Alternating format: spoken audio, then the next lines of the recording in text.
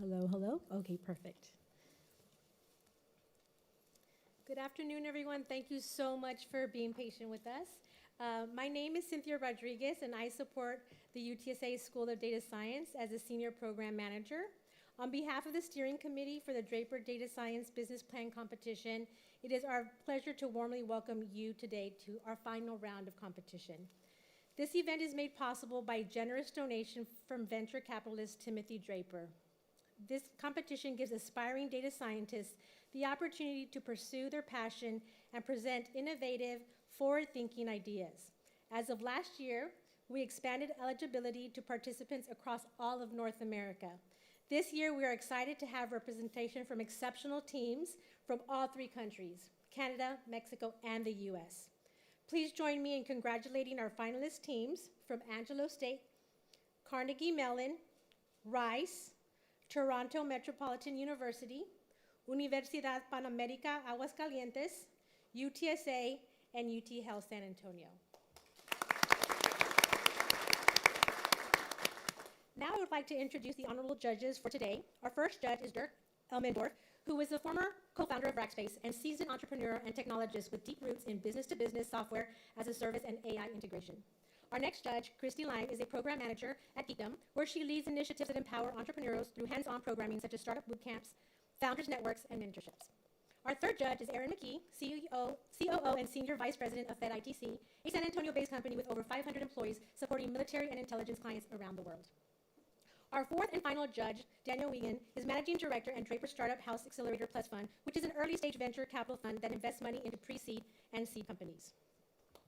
Thank you. So before we move forward, allow me to provide a brief overview of the competition. This team-based event is open to all student-led and student-created ventures that leverage data science to address real-world business challenges. Today, 8 outstanding finalists will take the stage. They'll be evaluated on 3 criteria: the data science foundation of their venture, the marketability and investment potential of their idea, and the overall quality of their presentation, both to our judges and to you, our audience. Each team may be represented by 2 members, 1 presenter who will deliver the pitch, and 1 supporter who will join during the question and answer portion. Pitches are limited to 5 minutes, followed up to 5 additional minutes of question and answer from our judges. That means each team will have a total of 10 minutes maximum on stage. Okay? So now, after this long wait, let us finally begin our pitches. So we will start with our first team, AdaptEase, so please join me in welcoming them to the stage.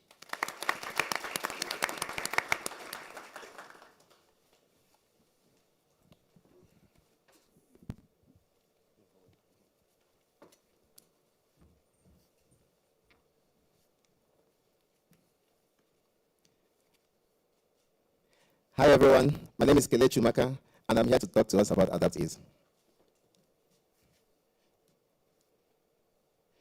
Okay, imagine you came out from an airplane, landing in a new country you've never been to before.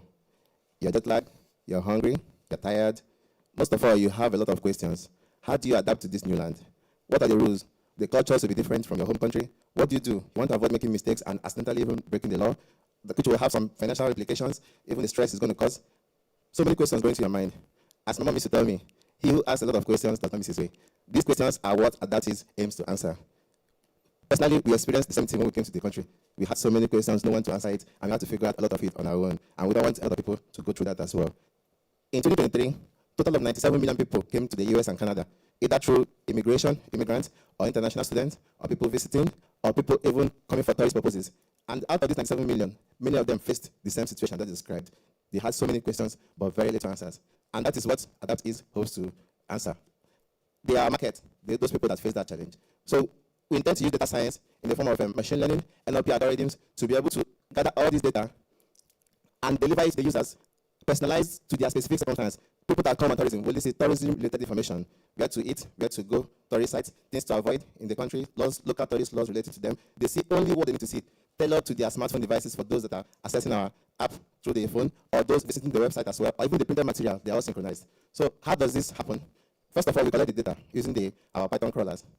And this data is sourced from government sources and official sources as well. And after the data is collected, is processed using our net income to be 130,000, which will give us approximately 50% ROI. And how do we get this money that I'm talking about? Through premium subscriptions, through affiliate listings, through partnerships with all this institution as well. Thank you. I will now invite my team member to join me. Thank you, on the stage. AdaptEase. Now we'll Okay. allow the second team member to join the stage.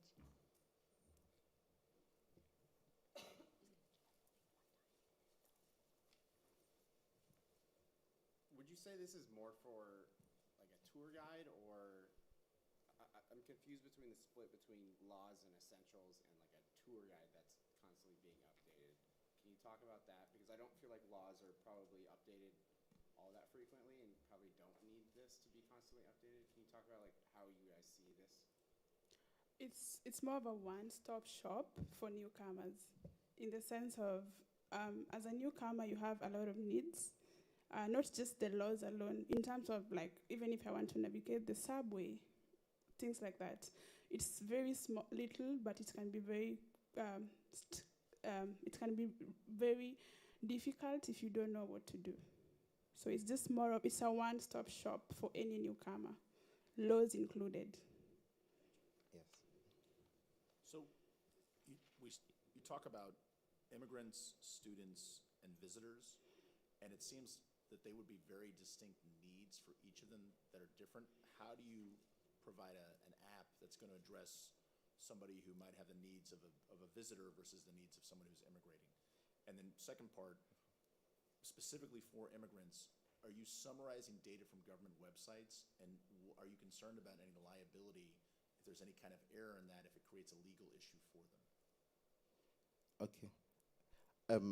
To answer to your second question, all the information are verified by a certified expert before it's being, because we have an AdaptEase engine which has 4 phases of the algorithm for each of the statuses that are very common: the tourist status, international student status, the experts, professionals, even the immigrants. So it works by having recommendations for each of these. So depending on the user, when you register in the app, you put the status that you're in at that moment. So it gives you tailored recommendation. So the next time you visit the country, if your status has changed, just update it on the app, and the recommendations will follow suit as well. Okay. Just briefly, can you talk about the tech stack you're using to do all this NLP summarization? Okay, so again, right now we are trying to use a named entity recognition and the classification. So eventually we are going to link it to a couple of other algorithms. Right now we are building the engine, so it's a very recent thing, but based on the real problem we experience. So we're hoping to, eventually we're going to integrate AI, but safely for now, no AI involved, just the algorithms. So hopefully, once we add all of these algorithms that will be able to pass all of this information using what's it called again? Using tokenization, right? To be able to sieve out the important things in the text as well. So they are all included in the algorithm we are building. Even word vectorization as well, a couple of all these processes that pass this large amount of text to be able to extract the important things in it and then summarize it in the format that the user can digest. I'd like to hear more about your go-to-market strategy. You have a goal of $350,000 revenue in the first year, yes. And I heard we're passing out flyers. So tell me more about how you're going to gain traction. Okay, so the first step is to, first of all, as we are presenting on this stage, there might be angel investor that's experienced the same thing, who might be interested and want to invest. And also, we want to also visit institutions, universities all around, pitch the idea to the management. Perhaps they want to partner with us so that their students, they can give them the link to our app, and then we have the resources they need specifically tailored to their school. So the students that identify they are going to that school will have those information they need to be able to register their courses, everything tailored. So we hope to use that to be able to gain traction as well and spread awareness. And as well as even ads, originally we're going to put ads as well so that newcomers in the country will be able to see those ads the moment they land, and they could download the app and then fill in the sign-up form. A couple of other ideas we had to be able to gain traction at least the first year before we kick off and scale the business. And then the second part of that would be, what type of traction do you already have? Okay, right now, I know that I'm not alone. We're not alone. We experience the same thing. And a couple of our colleagues we talked to, they also experience the same thing, being in a new country, not knowing anybody. So many people go through this. Just for them to know about it, hear about AdaptEase, I know that many people will be interested, at least to give it a try. And we've done our like a brief study just within our friends in our community, and the results were very promising. They really, they really want to download that app, or even tell their friends, or word of mouth spread around to be able to download it. Just something we could do to be able to give us enough confidence as we are starting to build our AdaptEase engine, because we are still at the development stage. We've not yet launched it. Okay, thank you.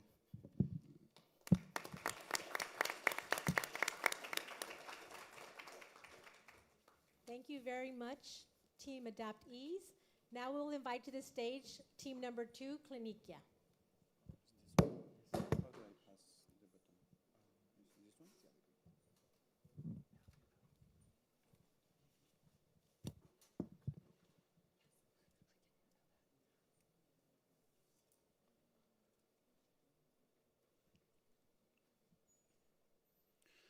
Olivia Sanchez walked into the hospital with chest pain, expecting help. Hours later, a misdiagnosis took her life. She wasn't just a number. She was my cousin, and she wasn't alone. 1 in 8 patients in Latin America experiences a preventable medical error. According to the World Health Organization, every minute, at least 5 patients die due to unsafe medical care. So how can we fix this? CLINIKIA is not just another EMR. It listens, learns, and supports clinicians at every step of the way. At its core, CLINIKIA is powered by a suite of advanced AI technologies that work together as a team. We use large language models to analyze clinical notes, summarize patient histories, and explain diagnoses, enhancing medical decision-making and improving communication between doctors and patients. Additionally, our machine learning models continuously learn from both historical and real-time patient data. They help identify risk factors, recommend treatments, and personalize care by discovering patterns that may be overlooked by the clinicians. Medical computer vision interprets diagnostic images like X-rays or CT scans, spotting anomalies early and enabling faster, more accurate decision-making. But what truly sets CLINIKIA apart is how these technologies are integrated under the agentic AI paradigm. This means they don't operate in isolation. They work like intelligent collaborators, from automating administrative tasks to guiding diagnostics. We are not replacing doctors. We're enhancing their ability to make informed, life-saving decisions. Our primary targets are the more than 22,000 hospitals and clinics and healthcare centers in Latin America, many of which operate with minimal tech support. The AI and healthcare market in Latin America is expected to surpass $3.6 billion by 2030 in projected revenue. This represents an annual growth rate of 36.7%. However, most current solutions are either generic, expensive, or completely lack AI capabilities. Now let's talk about how we stand out.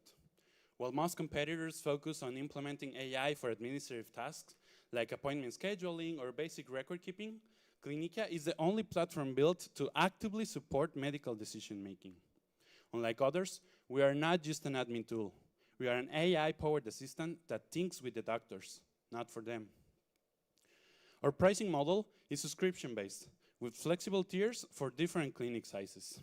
The basic tier is for small clinics with 1 to 5 users, offering AI-powered documentation, patient history, scheduling, and 1 AI diagnostic per session. The professional tier is for medium-sized clinics. It includes everything on the basic tier, plus role management, predictive analytics, AI-driven appointment optimization, and billing integration. The enterprise tier is for hospitals and large networks, providing full-scale AI analytics and custom integrations. Financially, we project $274,000 in projected revenue during our first year, reaching break-even point while validating market fit. Our costs focus on tech development, salaries, marketing, and legal fees, while projected internal rate of return of 79%. We are a multidisciplinary team with the same goal in mind. I'm Raul Rodriguez, leading the team. With me is Cesar Martin, Rodolfo Monreal, and Rogelio Salas, each driving a key part of the project. But we are a team of more than 15 people that are directly or indirectly working on this project. We are not working alone.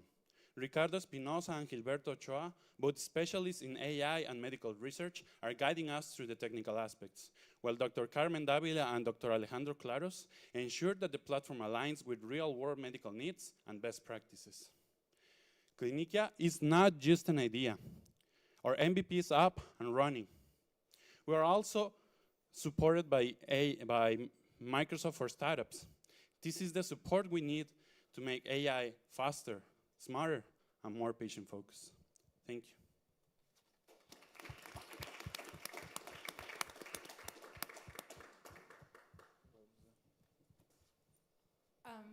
First, I'll say I really liked your deck. It was really put together very well. Thank you. My question to you is, what's your exit strategy? Well, repeat the question, please. What is your exit strategy? So primarily our strategy for the market, I don't know if that's what you're asking, it's to first start with, we are with doctors and they suggest us to their clinics. Also what we're doing is we're gonna be in magazines, in medical events, and we want our strategy, our primary strategy is to be in schools, colleges, people that, medical students, we want them to get to know our product, familiarize, because it's the future and that's what we want. So yeah, that's basically our strategy. So you mentioned using LLMs to do summarization and to guide doctors.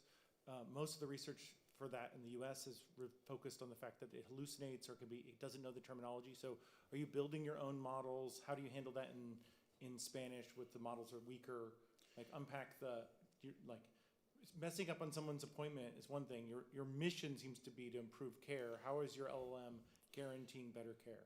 Yes, actually, well, we want to make very clear that we don't aim to make any final diagnostic.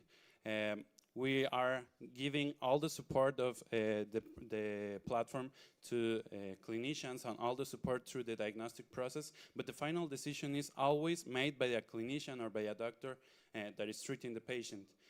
Also, of course, well, we're working with the best models on the benchmarks, and what the difference from our system is that we are trying to do an agentic AI paradigm with the system. This means that we use different systems, different models, all of them doing some RAG, some regenerative augmented generation, and all of them are not, let's say, not trained from zero by us, but they are models that we know from other benchmarks that they are the best in the task that we need. So for example, the headmaster, let's say the hospital director of our company, of this system, we are using DeepSeek V12 because we know from the benchmarks that are publicly available that it's the best system to do task managing.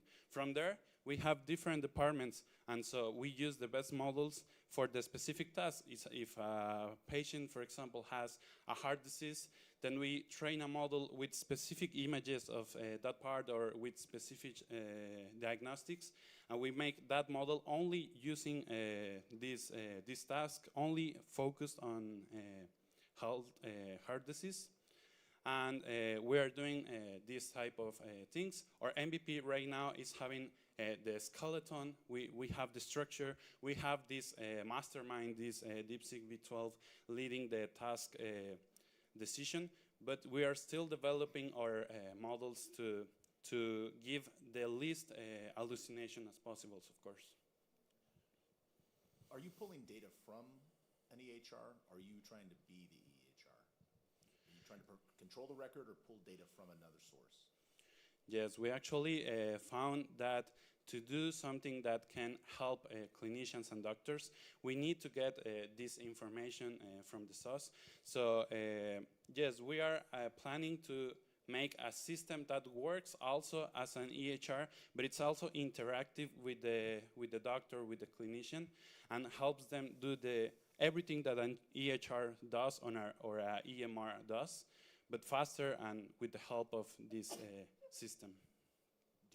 Do you think your budget is enough to build a full EHR system? Well, the thing about making an agentic AI system It's that we can make it modular, so we don't need to have the full implementation of everything at the moment. Actually, from the tiers, we offer different models to different clinics according to their necessities. So while we don't have the power right now, the economical power to do the full implementation as of right now, we do have the power to make it, building it from the beginning, so to give with the time full implementation, yeah. Can you talk about the competition a little bit? You claim that no one is doing anything with AI or machine learning. Can you talk about, I find that hard to, we can talk about it later. Thank you, CLINIKIA, very much.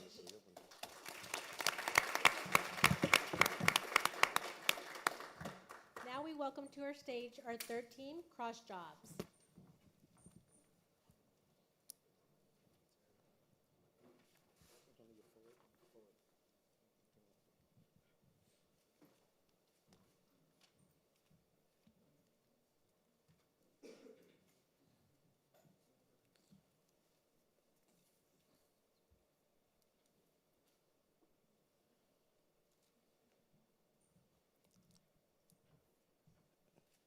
Good afternoon, everyone. I'm Justice, and together with Joanne, we are building CrossJobs. CrossJobs is an AI-powered recruiting platform designed to revolutionize hiring for modern teams. The problem came from a very personal place. Back in 2022, I was laid off as a software engineer. I struggled to stand out despite my strong skills and background. I moved to Canada in 2023 and met Joanne. She had a similar problem. So we decided to turn our pain into purpose. After interviewing 30+ recruiters, we realized the problem is systematic.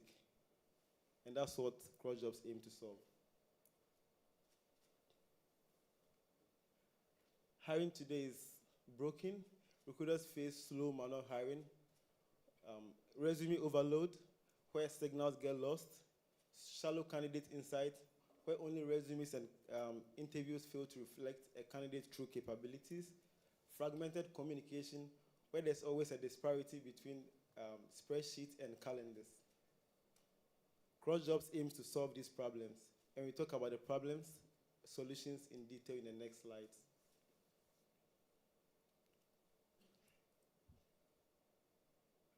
All right, so our first solution is the resume screening and ranking.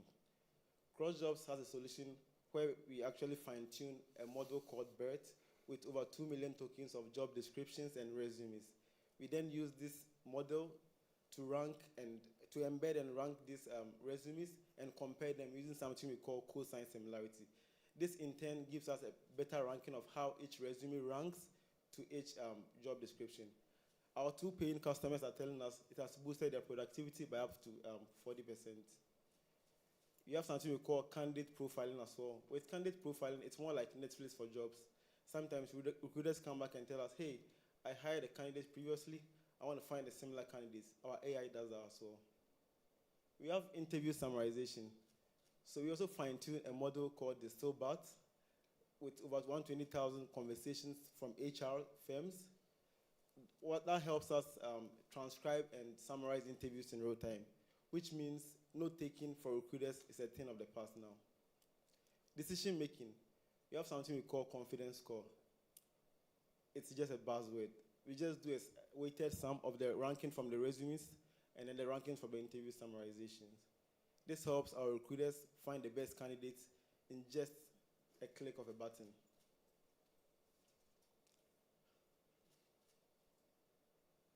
Our key features include advanced analytics for data-driven insights. We also have a bot called Liam that joins interviews and transcribes them in real time for you.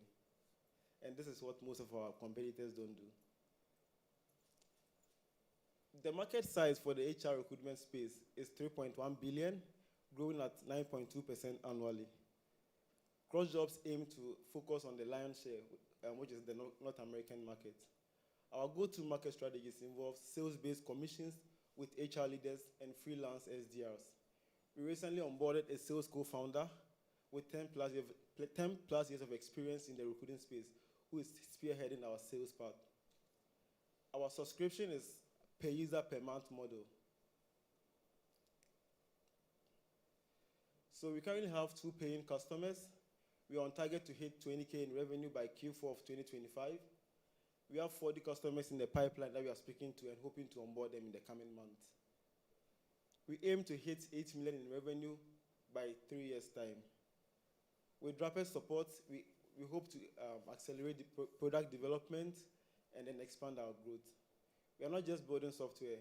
We are building a future where potential doesn't get lost in the pile. Thank you.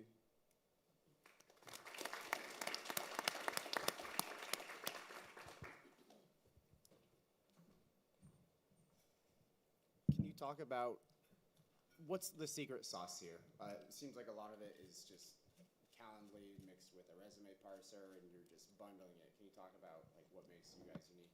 Okay, so for instance, how you have Workable, which is one of our competitors. So we, with CrossJobs, you have everything all integrated in one place. It's like resume matching, it has AI integration, which you don't find with other software. So you're able to do resume matching, our bot Liam, which comes in to summarize the whole meeting, and you have actionable insights from that. So for instance, you've had past candidates which you've interviewed.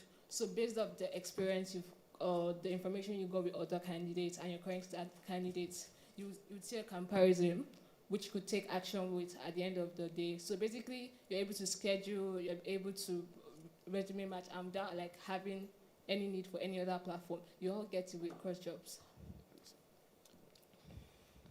So if you're pitching a client that already has an applicant tracking system and is using ChatGPT or any of the Indeed like top 10 AI tools, besides integrating everything into one platform, what other differentiators are there? Which I guess is kind of similar to what your question is, but like how are you selling, how are you expressing that value to a client? Okay, so we spoke to our co-founder, the sales co-founder, and then after analyzing everything, we realized that most of them, for example, with meeting notes are like all over the place. Like, for example, when I speak to recruiters during job interviews, they'll be like, hey, hang on, I'm taking note and everything. With CrossJobs, you don't have to do that again because we have Liam joining in to actually transcribe the meetings for you. We also have advanced analytics. Our analytics can tell you how much time an average person spends filling a form that you send to them to fill. It tells you how much time you take from from interviewing to hiring. Our analytics tell you all this information, so you know everything going on in one place, so you can track it easily, and then you can actually improve your systems. Can you talk about your decision to use BERT and local vectors rather than using RAG on a big model? All right, so for example, like when we started, we're not having the money to train bigger models, so we were looking at the ones that are like cost effective, so we decided to choose BERT. So BERT is open source. All our data sets are open source as well. So getting all these things together and fine-tuning was a bit easier for us. We didn't need a lot of money. We just had Microsoft Azure for founders. That's the only thing that we had. So we just have to like play along and then make sure we can fine-tune our models and then actually get accuracy higher too. And how have you managed the fact that most of the job descriptions are terrible? It is. So with CrossJobs, there's no demo here. I don't have time to demo. So if you go to CrossJobs and you're actually posting a job, after you fill in the key parts of the job and you click on next, we have generated AI there. The moment you click on the button, we've trained them, trained a model that can actually pick all this information and generate a very, very good job description for you that you can just modify a bit if you want to modify. Where did you get those customers from? So our customers, one is called Delta Air Systems, based in Canada. It's just through a word of mouth. I just met her at an event, like they spoke to her, and I told her, hey, you don't have a career site, or it's terrible. I can give you something to fix your problem. Just like, sure, let's do it. There's another one too called Arcade. It's an NGO, they hire a lot. I spoke to them, and then they were like, okay, let's try it. And so far, it's good. That was along the lines of my question. For scaling, a lot of your competitors in the space are publicly traded multi-billion-dollar companies, Dice, Indeed, et cetera. Do you think your scaling plan is aggressive enough to get you market share where you can differentiate from them before they implement these same kind of technologies? Yeah, good question. So the thing is, we have like a sales co-founder who is actually helping us with these things. We spoke to him about it. We've done some interviews, and then realized that we have to go slowly, target the SMEs that are not having the careers pages yet. So, for example, we have like data that we acquired. We speak to like people that don't have careers pages yet. We speak to them, and then we try to be aggressive with them a bit to get them on board. And those are part of the 40 customers we are hoping to onboard in the coming months. Can you tell us a little bit about how you would use the funding? All right, so the most important thing is the AI inference. We are trying to use Vertex AI, which is very it's costly. So we are trying to invest more there so that we can get accurate matching.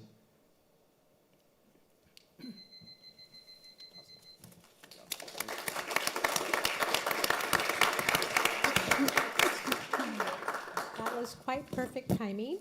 So thank you very much, CrossJobs. Now we will welcome to the stage MedIQ.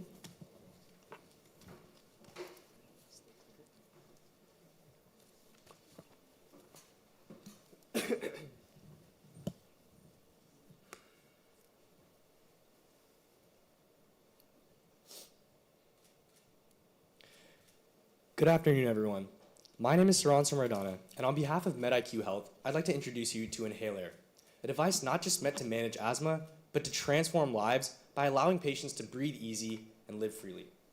I'd like you all for a brief moment to imagine yourself waking up in the middle of the night, struggling for breath, feeling like your chest is being crushed under the weight of 1,000 gold bars. This is sadly the reality of millions worldwide. Just to give a little bit more context, roughly 10 Americans die every single day from asthma attacks, and over 60% of these deaths are preventable. We aim to attack these issues head-on by addressing two major challenges with asthma management. The first one is the patient-physician disconnect. Currently, there is no way asthma specialists can know if the medication they're prescribing is effective or not until it's too late, and the patient experiences discomfort or even worse, an asthma attack. The second deals with low medication adherence, with rates less than 50%, which significantly increase the risk of severe attacks.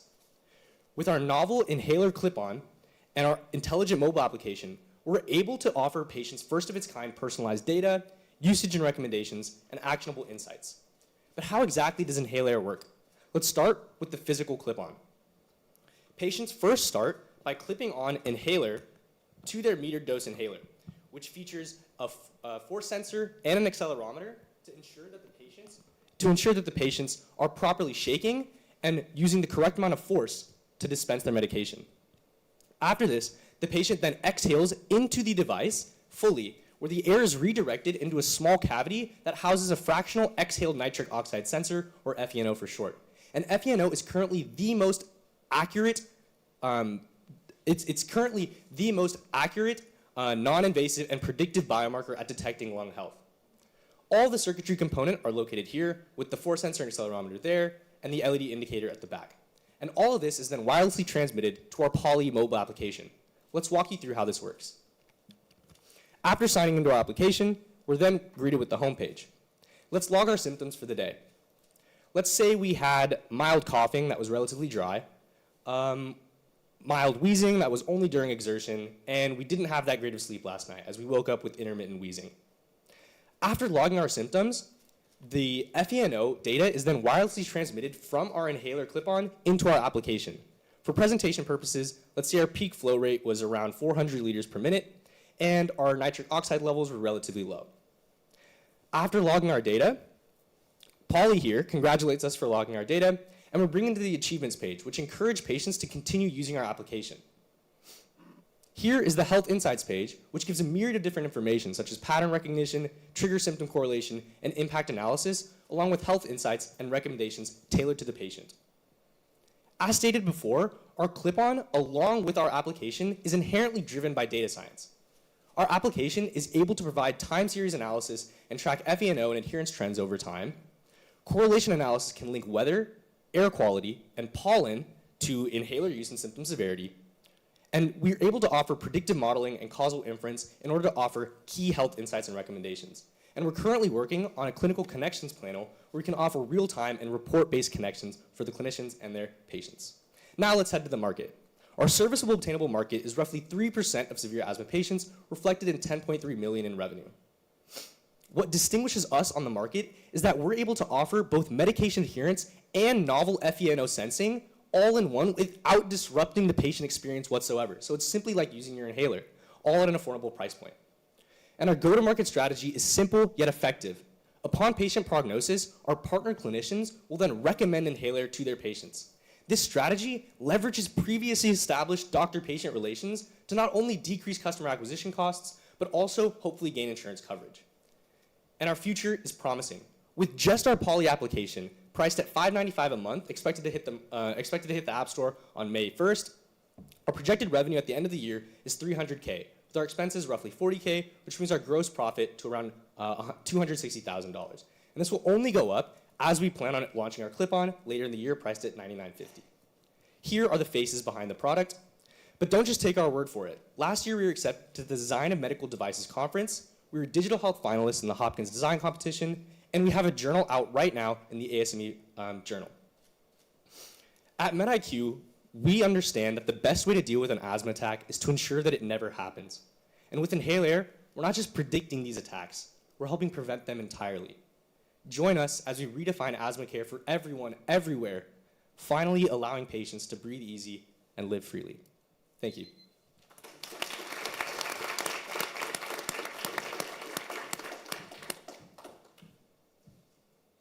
Great job, by the way. That was a great pitch. Thank you. Can you talk about the market size again, or touch on it? It seems small, 10.4 million. I don't know how you guys came up with that, but just curious around that. Yeah, so the market size right now, the total addressable market is currently the global asthma population. And then as we zoom in on the US, which is our serviceable attainable market, we zoom in on more of the severe asthma patients. And then conservatively, we estimate to capture roughly 3% of severe asthma patients. And this is all calculated from both the inhaler and the Poly application combined. And then just a quick follow-up. So does the clip-on fit, are all inhalers the same size, or? Yeah, so that's a great question. So initially, we plan on only using the metered dose inhalers, but as we grow and as we scale, we hope to retrofit our products so that we can fit more inhalers, as some are kind of like cylindrical, some are more like box-shaped. So we hopefully aim to have a sort of suite of inhaler products that we can fit to all our patients' needs. The 3% severe asthma patients, is that total, or is that in your first, in your initial runway, or why is it so low? Why do you think such a small percentage?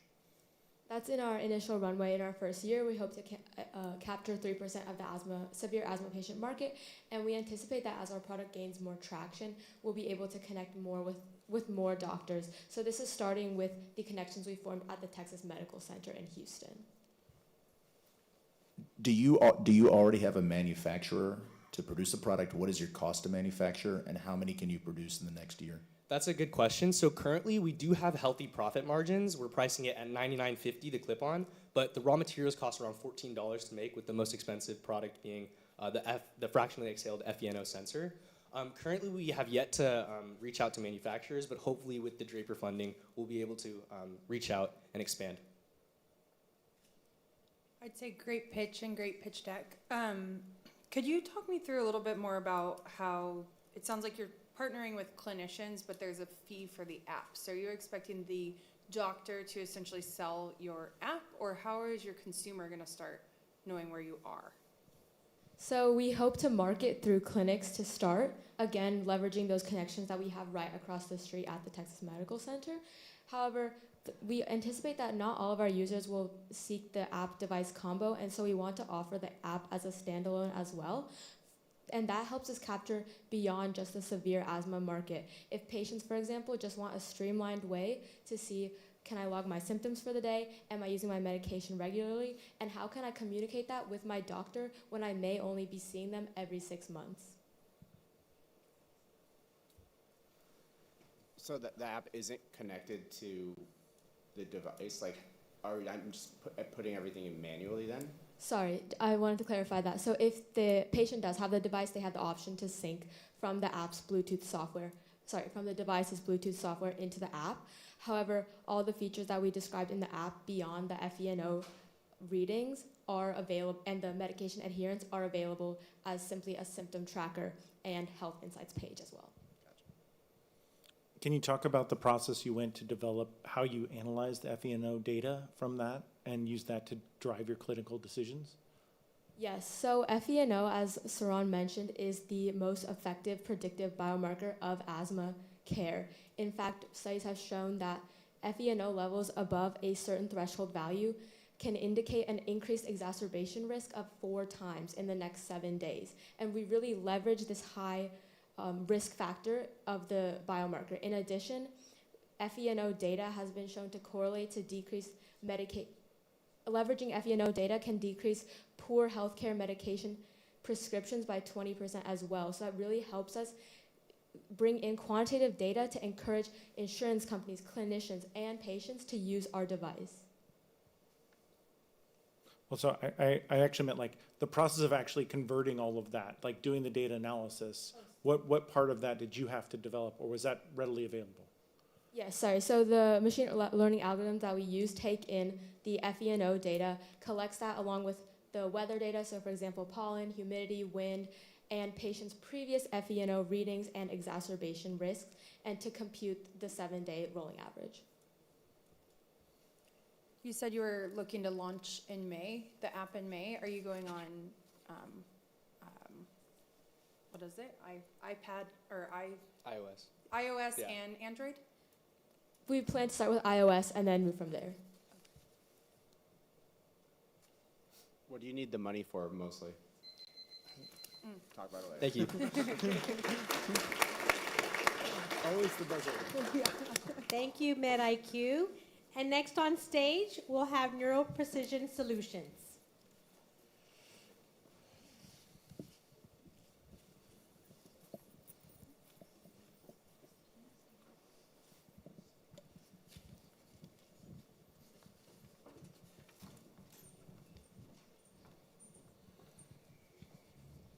Hi, I'm Cole Ballard, and this is Neural Precision Solutions. Today, neural therapy is static, but our brains aren't. That's the problem we solve. If you've ever watched someone suffer through depression, you know the cost of static care. At MPS, we use neural signals to craft precise, adaptive therapies. Neural equals data. Precision equals personalization. Solution equals AI. We're using EEG TMS, which is electroencephalography combined with transcranial magnetic stimulation to treat depression and OCD. EEG uses a cap that's placed over the head to record the brain's electrical activity using electrodes. TMS is a large magnet that delivers pulses to specific brain regions to alter neural brain activity. Current EEG TMS tools use fixed protocols or baseline models, but brain activity is dynamic and should be treated that way. Our system adapts to individual neural signals in real time using AI. That's what precision looks like. Our pipeline starts by getting meaningful brain data and using transformer-based models to represent each patient's neural state. Our reinforcement learning agent gets simulation from each state and adjusts. At night, we use post-session EEG to refine models like how your brain simulates reality when you dream. The result, an AI system that learns from a patient's brain and improves its own treatments. Our next step is conducting clinical trials. We're located in San Angelo, Texas, about 3 hours north of here. And our initial customers are hospitals, clinics, and wellness centers looking to upgrade static treatments. The global neuromodulation devices market was valued at $5.8 billion in 2024 and is projected to grow at 8.5% annually. Other competitors offer neuromodulation but have limited AI-driven personalization. We offer understanding. For capturing customers, we plan on using 2 approaches. For high touch, we engage directly with clinics and hospitals and hold presentations that specialize medical conferences. This accelerates adoption. For low touch, we grow our user base through strategic referral partnerships and social media virality. Our bold product will stand out in today's saturated digital space. Ultimately, This is a recently conceived business plan, so we are pre-revenue. We plan to implement a pilot with a regional medical center to demonstrate the efficacy of our system in a clinical setting. Afterwards, offer monthly or annual licensing fees for continued usage of our platform, then expand to neighboring clinics and wellness centers. Our costs for the first year will include testing equipment and hiring researchers. Year one, $50,000 in costs, $80,000 in projected revenue. A single additional clinic would double that. We're building an engine for recurring, scalable income through licensing. I bring over 3 years of experience in AI and data engineering, including work on healthcare data systems and academic research with Purdue's DataMine. Jose Arteaga leads our hardware integration team and customer-facing efforts, drawing from years of experience in customer-facing efforts and hardware integration. We're also supported by a professional neurologist who ensures our system aligns with clinical needs and medical safety standards. So, to understand the system that NPS consists of, we provided a graphic of the flow of processes for the application. This is how it works. We collect raw brain signals in TMS session data, noises are removed, and brainwave patterns are extracted. We get neural state embeddings, which are personal snapshots. An AI agent tests and adapts simulation strategies per user, and a rule-based engine tracks every AI decision against medical guidelines. Doctors see clear summaries and model back suggestions on their dashboard. Finally, simulation is applied and targeted, dynamic, and personalized. The system adapts, learns, and improves every session. This isn't just a treatment. This is a feedback loop for healing. Thank you for your time.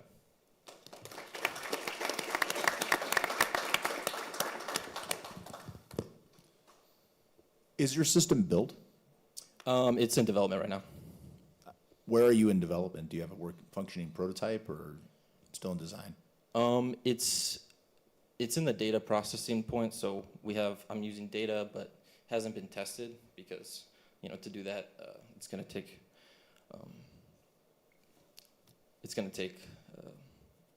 like getting over hurdles as far as, permissions and things like that, like licenses and, yeah, I can't think of the word, but what is that word?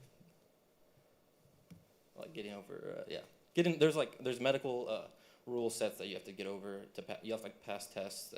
It's the 510K medical. It's like for devices, and that includes software. So I have to pass that, and then we can begin testing. But so far we have like EEG data, which is openly available, and we're also using synthetic data that is derived from open data to get, instead of like EEG data that's more generalized, we can get TMS extracted relationships from that. So we're like decently far in the development process, but not yet in testing. So normally when you do reinforcement learning, you're guiding the model towards a known good.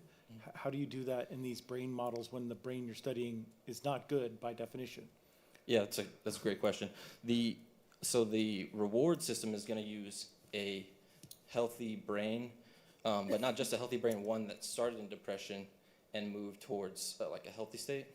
So you kind of have a path, which as far as like neural embeddings, you have neural states that are supposed to look a certain way, and if the neural state in the depressed patient starts to look like that neural state, then it's going to get rewarded, and then the reinforcement is going to keep those parameters. So in that healthy state brain is not their brain originally, it's some other reference brain? Correct. Okay. Yeah, it's a weird thing it's because even though every brain's different, like you still have to you have to understand the future. If you could predict the future of like someone's brain, that'd be awesome. But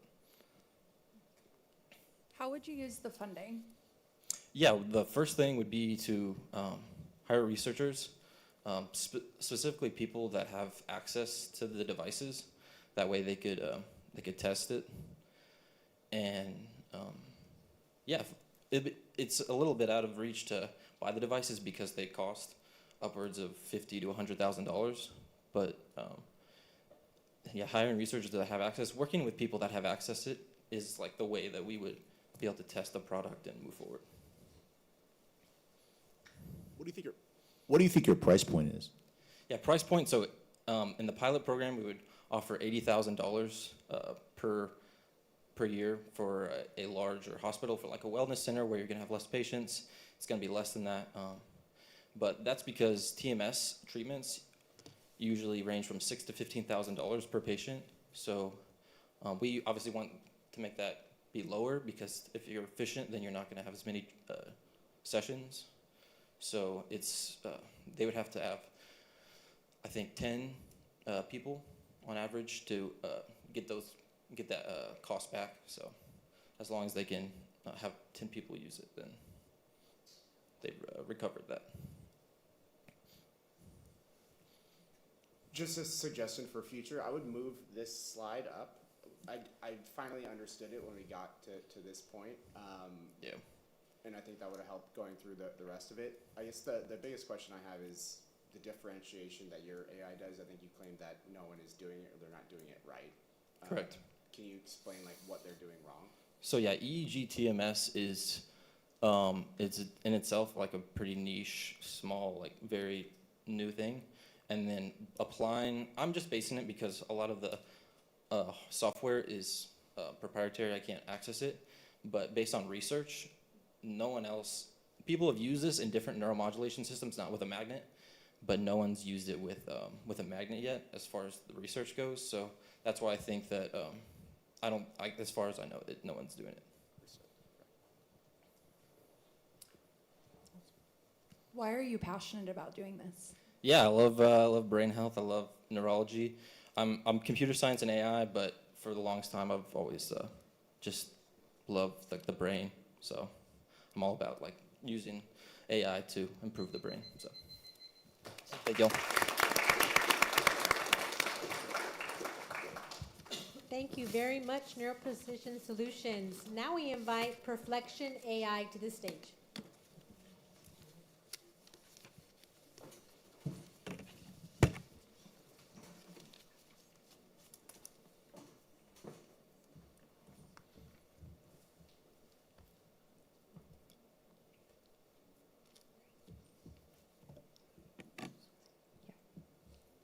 Hello everyone.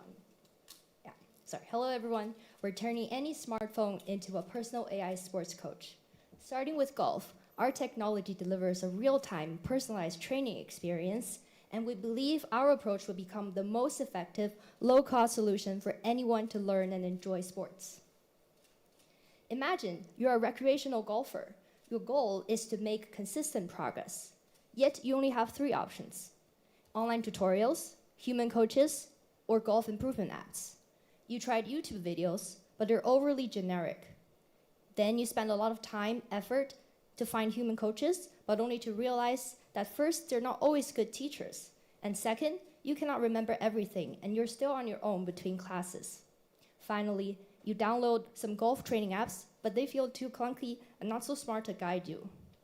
And now you're stuck, but you're not alone. 70 million other golfers have the same problem, let alone 3.5 billion people in other recreational sports. Therefore, starting from golf, we propose Swingy, a 24/7 companion that delivers real-time, affordable, and personalized learning. Our technical goal is to convert a swing video into vision and language feedback. On the upper half of the slide, we designed our initial solution to be ready for use without any prior training. Starting with the phone camera, recording user swing videos, our motion capture module can directly extract 3D human motions from video without any additional hardware. Next, we align the motion and text using a shared representation such that the human body motion can be better understood by our system. Then using the representation, we're able to retrieve the closest professional swing video as reference. Comparing to these references, we can identify problems of the user swings, just like a professional coach would. This framework, without extensive training or data, already enables our first AI golf training prototype. In the short term, we use this zero-shot solution to jumpstart our product and to collect large-scale annotated sports data. But in the long term, we aim to fine-tune vision language models into a holistic, the first ever sports foundation model that is on par with professional coaches. So how well does it actually work? On the left, we can see that the body is faithfully extracted from user videos. To make sure our algorithm is effective, we first compute a similarity heat map of swing videos taken from 3 different users. The heat map clearly shows that the motions from different users are separated, demonstrating the effectiveness and potential of the representation that we use. Using this representation, we can successfully match user videos to reference videos, and also we can identify the user swing problems. Together, both paths can offer automatic, accurate, and intuitive coaching suggestions to the users. Ultimately, our goal is to harness the strength of existing solutions and break through their current limitations. Hardware-based systems and on-site coaches offer high-precision feedback and expert instruction. However, they're very expensive and confined by physical locations. Online coaching platforms with legacy AI brings good visuals and some basic coaching tips, but they lack real-time and adaptive interaction and feedback. Legacy AI analysis tools are affordable and accessible, but they're too generic to provide serious skill improvement or personalized progression. In comparison, we use the next generation AI to deliver coach-like feedback to everyone's fingertips. Our golf market is at $1.6 billion nationwide, while the broader market is at $26 billion. And we're expanding this market by delivering personalized learning to more people.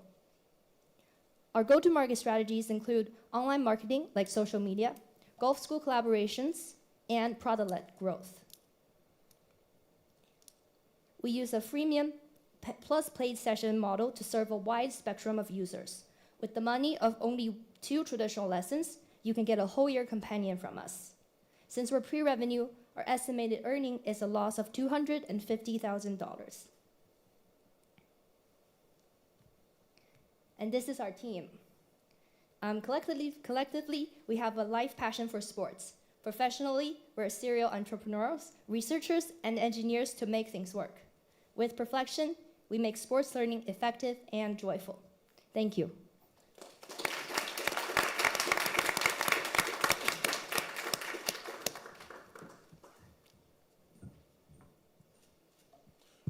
Do any of your competitors, especially on the apps, not the coaches or the legacy hardware, do they use motion capture at this time?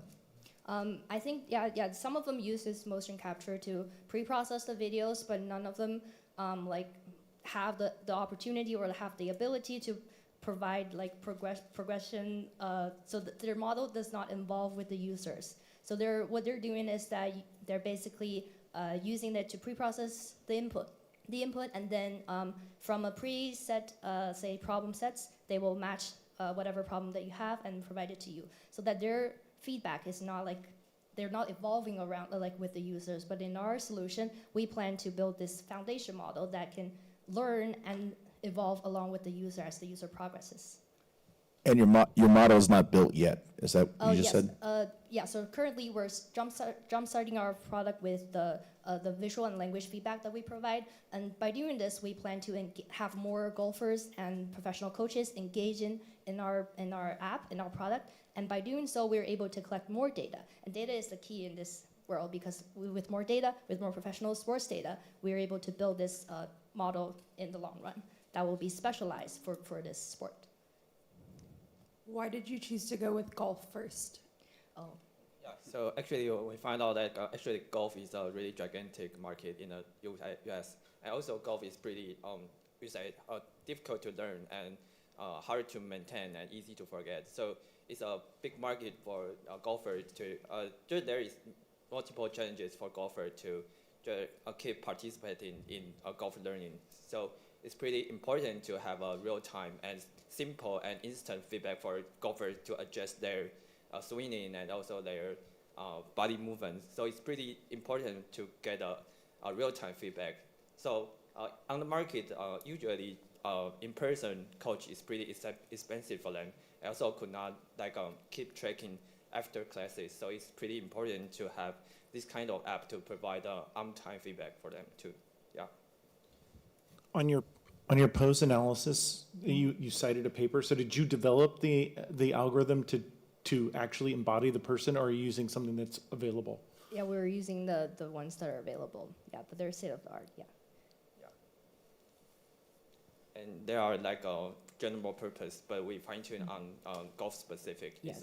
Rely on our collected data set. Yep. What do you plan to charge for it, and how do you get it in front of people? SEOs? Yeah.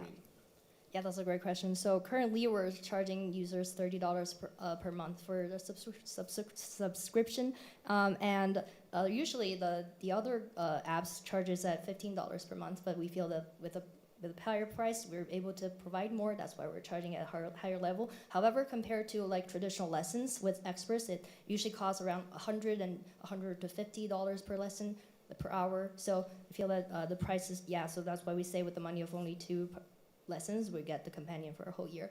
And the second part is for the go-to-market strategy. Like we're currently, some of our team members are actively engaged in the golf community. So we're trying to have recruit people, like do the internal testing with our app, and then build, let's say, collaboration with some professional golfers and also just golfers and professional coaches.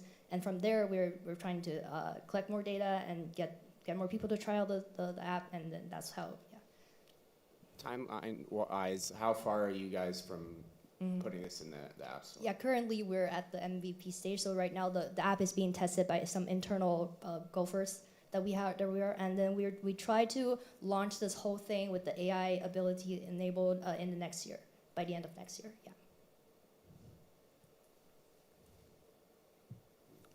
I noticed you have a ton of robotics experience in your team. Did that apply, or is it just coincidence? You mean like apply it to golfing? Yeah. Yeah, I feel that because for robotics, like perception is a very important part of robotics, and then by doing this golfing like analysis, perception is also very important. So that's why a lot of people from our team have 3D background in this.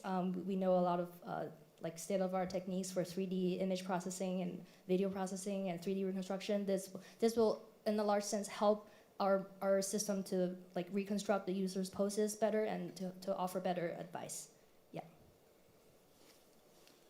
Is anything in your solution stack patentable? Like, can you patent anything about it? Oh, sorry. Thank you.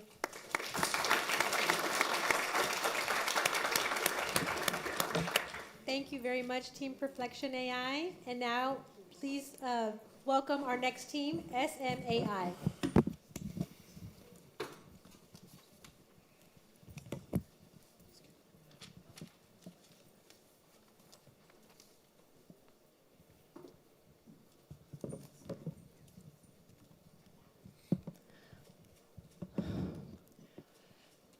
Imagine you're a student, focused, sharp, meticulous.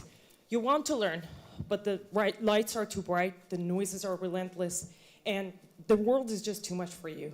And the only outlet that your body allows you is to hit yourself on the head. That could be a routine for many people with autism. Hi, we are SMAI, and we are here to create a safer classroom environment for people with autism. Autism is a neurodivergent disorder that is characterized by the difficulty in communication and motor sensory behavior. 1 in every 36 American is diagnosed with autism today. That has gone up by 178% ever since 2000. The budget spent on autism is projected to be $415 billion by the end of 2025. Now, with 42% risk in engaging in self-harm behavior, only 14% of people with autism tend to graduate from higher education, not because they are unable to learn, but because their environment fails to adapt to their needs. Now, the good news is research has indicated that proper intervention can higher their IQ score and adaptive behavior by 10 to 15 points, and that intervention is exactly what SMAI is here to deliver. So our solution consists of a classroom setting that is privacy preserving and non-invasive and does that intervention. At the core, we have a Kinect sensor with an inbuilt multi-person pose tracking that captures only the pose data and not the faces. These pose sequences are then streamed into our cloud-based post-prediction AI model that is pre-trained on data from a kinesiology lab study. If a self-injurious pose is imminent, this system triggers an alert into our integrated learning management system with a notification and a context-aware strategy for the teacher to alleviate the situation. It gets better. We are now enhancing our model with introducing multimodality and biomechanical embeddings and musculoskeletal pseudoground truth for better accuracy. Now we're starting off where the need is the greatest, so academic institutions. And that is where the core focus of this business model is. And we're starting by our discounted pilot program to build up credibility and testimonials. Our launching will be within the UT system where we have our institutional support, and then we're furthering our partnership with disability centers. Our next phase includes expanding into rehab centers and eventually into the homes of people with autism for better intervention. Now, our market is significant and unexplored, with 150K academic institutions all over the US that builds up to 2.25 billion of total addressable market. We have set a reasonable strategy to cover 600 classrooms by 2028. That amounts to 2.4 million in revenue. Now, this revenue does not include charging for hardware setup or LMS integration. Instead, it stems from an annual subscription of about $2,500 per classroom that includes dashboards and alerts and updates. This is accompanied by a second revenue stream by the third year where we sell our pose data, anonymized pose data, to researchers and industry.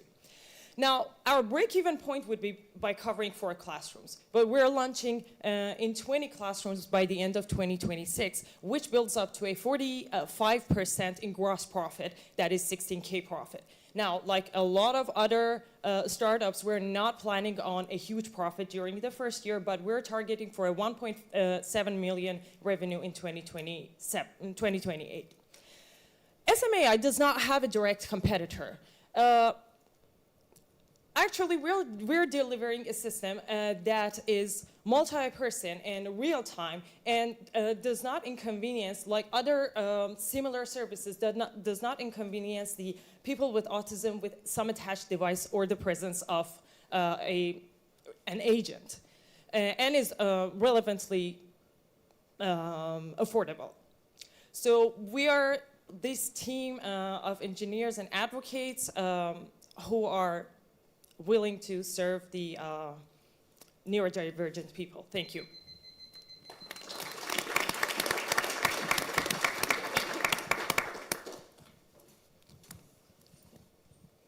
I have a question. So what if a teacher is standing up and not at their computer when it detects something? How do they know? And then also, is there training to go along with it for what to do?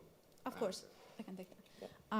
So there's definitely going to be an onboarding process, meaning that we are going to have a specific instruction for the teachers and faculty who are teaching the class, as well as for the students. And the way that this notification works right now is going to be through an audio, meaning that there's going to be a 5-second sound playing in the classroom, and everyone should be aware of what this sound means, meaning that there's going to be one type of intervention. This intervention can be a break, because that's all the autism student needs, a change of environment, or maybe repeating the topic one more time. We understand that, like for example, in university, colleges, or high schools, this audio needs to be customized. So we are thinking about applying different type of, let's say, audio sounds as well as visual intervention for the faculty to use that based on the setting that they are using the product in. You mentioned a pilot with UT, so is that signed? So we are starting with the UTSA. We already have a very small funding from them to launch around 5 classrooms, beginning the fall semester that we are going in, and this very small funding is only is going to cover those 5 classrooms. And we are hoping that through this pilot study, through the 2025, we build credibility with UTSA, and hopefully we can move on from more UT system after that. You mentioned privacy preserving. I guess I'm still a little confused on how it's not going to track someone's face and like how you can keep that private. So that's a great question. And that's a very prevalent problem with people with autism. They don't want their faces or sensitive data shared. So we're, as we said, we are using this Connect sensors that only capture the pose data, so pose coordinates, joint coordinates. And they are not capturing, although they are seeing, but they are not capturing or inferring any weights, updating any model weights according to the image, RGB image. So everything is done on pose coordinates, and that's how we do it privacy preserving manner. And can I just add one more thing? That these pose coordinates are not considered as a biometric features, so you cannot like re-engineer them in order to identify that person. So it's not re-identifiable.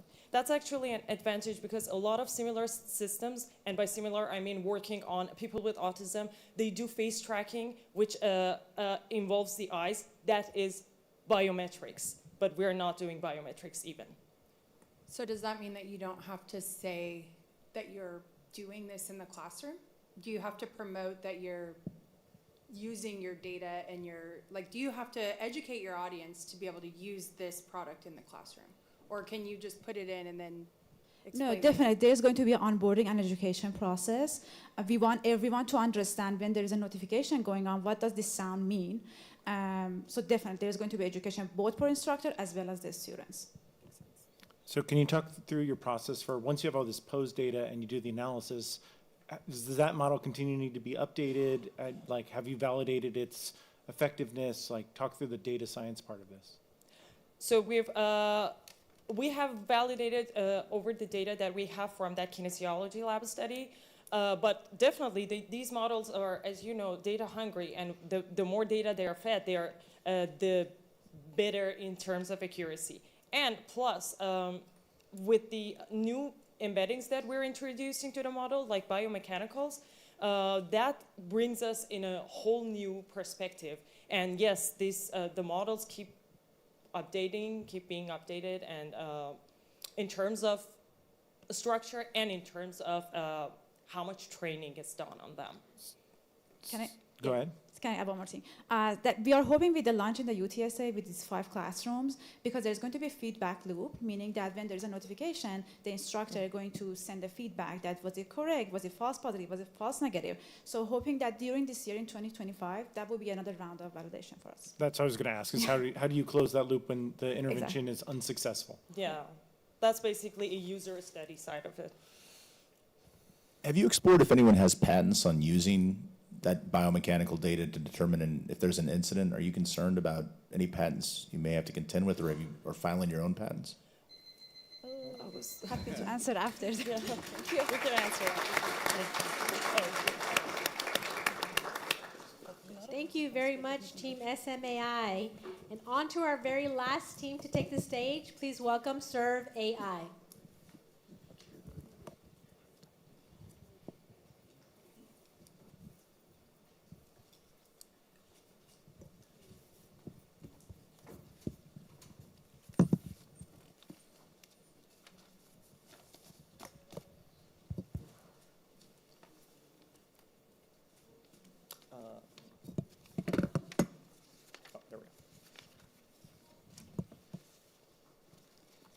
Every morning, Officer Ramirez clipped on his badge with purpose. His mission was clear: to serve and protect his community.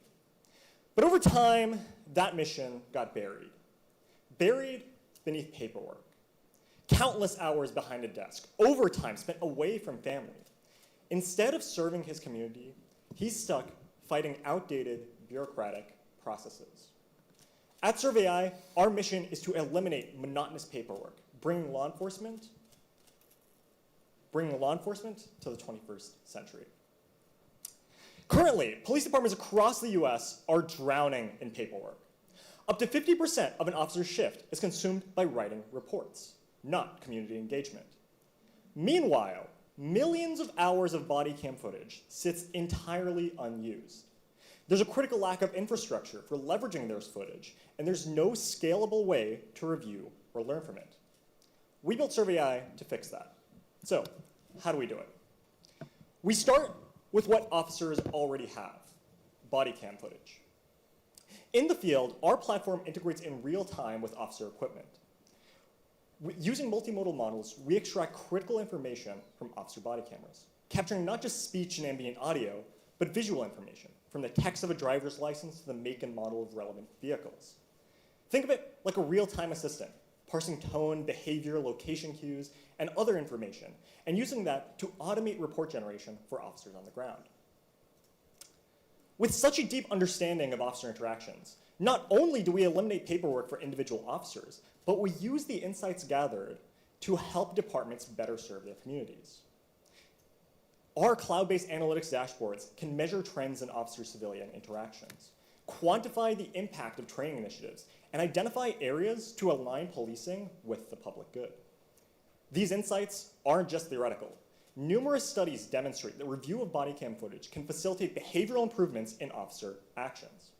SurveyAI builds on these breakthroughs, allowing the automation of the review of this body cam footage in real time and at scale. Now, let's talk viability. This is a $90 billion market, ripe for growth, and it's largely untouched when it comes to AI-powered automation. We're currently working on a pilot program with Texas police departments, aiming to launch with 5 by year end. From there, we'll scale to other interested states, with insights learned through said pilot program, eventually scaling to the whole US market. As for the competitive landscape, very few of our would-be competitors are currently using AI to tackle day-to-day inefficiencies, failing in terms of report generation and analytics. That's our wedge and our opportunity. Our financial model is built for scalability and sustainability. On the cost side, our two main expenses are cloud computing and continuous R&D, both of which fuel our core AI infrastructure. But importantly, most of our costs are fixed or semi-fixed, meaning that as we onboard new departments, our marginal costs shrink, allowing for us to maintain high margins and long-term profitability. Our subscription model is just as simple. Departments subscribe monthly, with fees associated based on the number of active officer accounts. We estimate that conservatively, SurveyAI could save 33 hours per officer per month, or roughly $1,150 per officer account. This isn't a line item, it's a net cost reducer. Our team is the engine behind SurveyAI, and we're built for this mission. We bring together cross-disciplinary experience in AI, data science, government consulting, and criminal justice. We've worked in startups and in large institutions. We understand both the technical complexity of real-time AI systems and the bureaucratic reality of public sector implementation.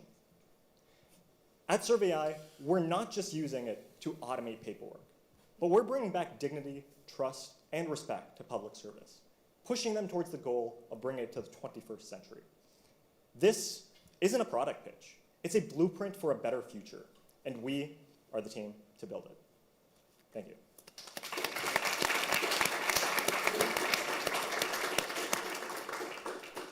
Now let me welcome John Wilburn, our CTO, for Q&A.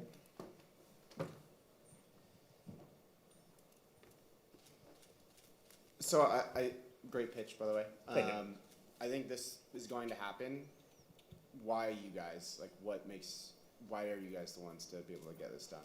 That's a great question. So first of all, this isn't being implemented currently, as we mentioned, right? And seeing this niche, we went and we spent years thinking about ideas like this, obviously not putting it to paper, not having the specifics down. A lot of our friends are in the criminal justice, police officers, parents, family, that sort of deal. So we've talked through this and we've had this idea for a while, but eventually we put it all together, and this is really where we see it going. We as mentioned, have experience in these sort of systems.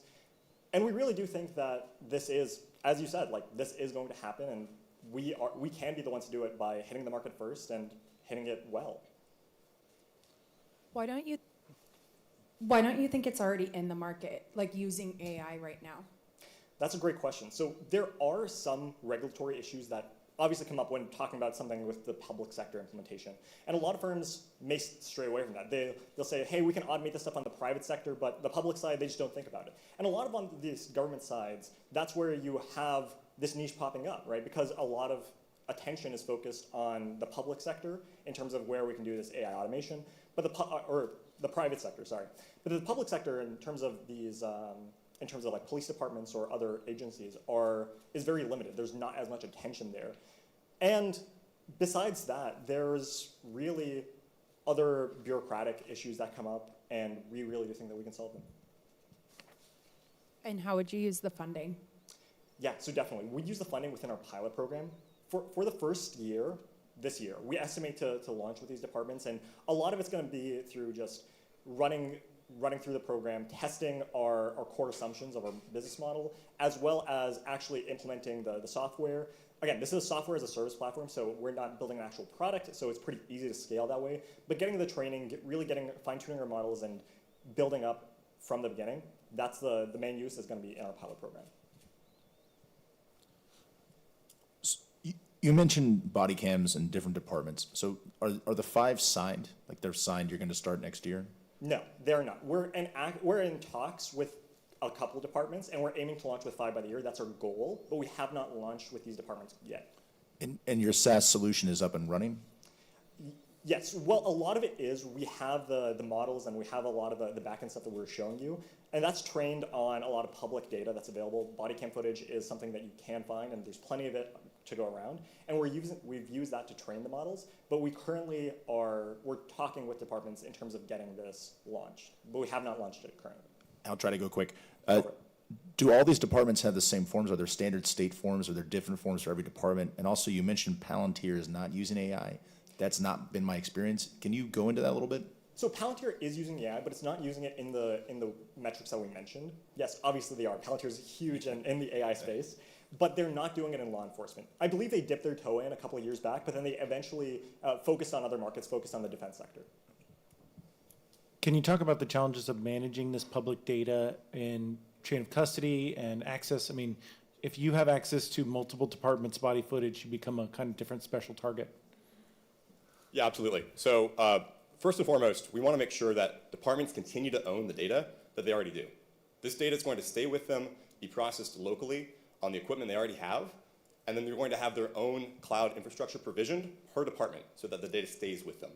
Over time, we do plan to leverage this data on a more national scale by anonymizing data first and then using it to identify trends at a national level. But as we start out and as we build trust, we're focusing on keeping that data where it already is. What would be the main reason this doesn't work? There are hurdles. The main reason it wouldn't work is if departments don't adopt it. The thing there is we've talked with departments already, and we've shown our MVP, and throughout this process, we've shown this technology to a lot of departments. And while there will definitely be some people who are set in their ways and aren't willing to explore new technologies, they're not our planned first adopters, but there are plenty of people who hate paperwork and want this to happen. So we are seeing a lot of interest already in departments to get this done. And why go out of Texas? Why just 5 here and then go outside? Well, eventually, as we mentioned there with those with the graphic, we're starting in Texas because that's where we're from. That's where we have our home base is, where we have the connections. But eventually, we want to scale to the whole U.S. market and encapsulate that. Thank you very much.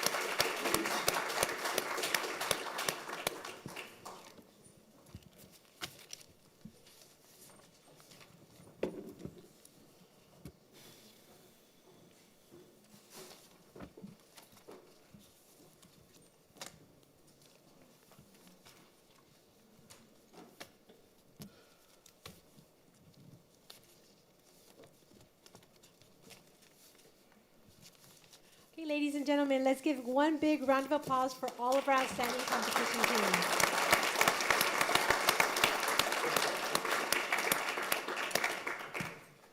So now our wonderful judges get the task of deliberating. So they will be led to our deliberation room.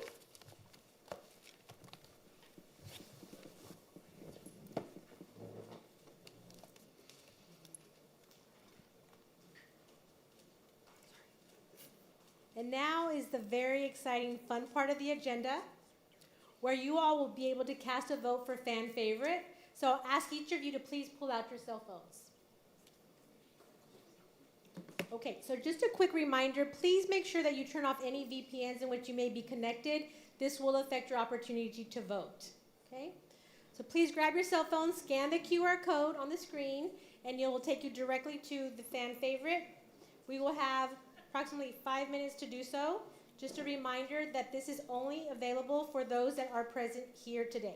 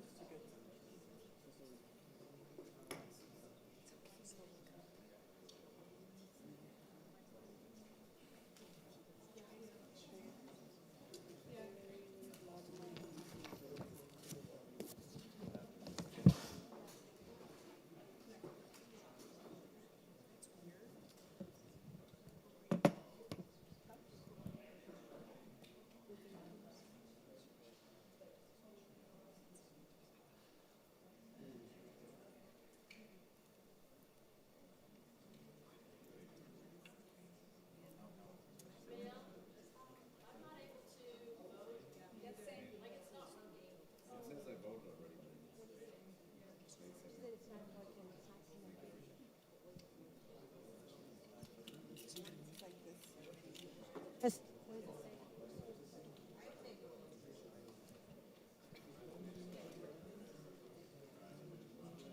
Okay, can you show it to Blas?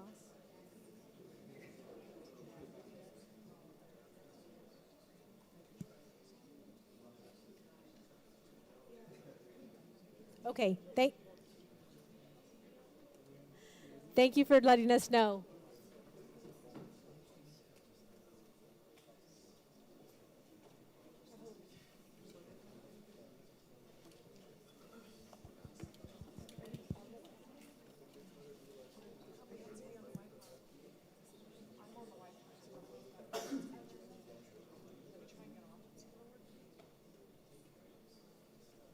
On the rowdy right now, the guest or the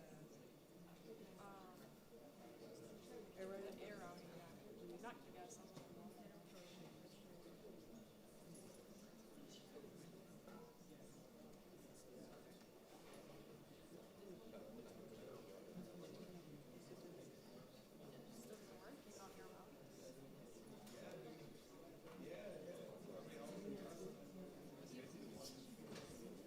Can everyone try again, please? Okay.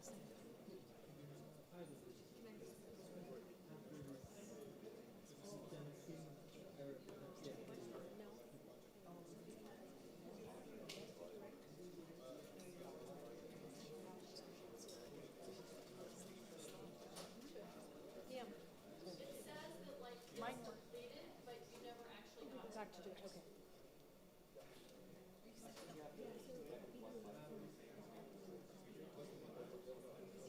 You're still saying the same thing?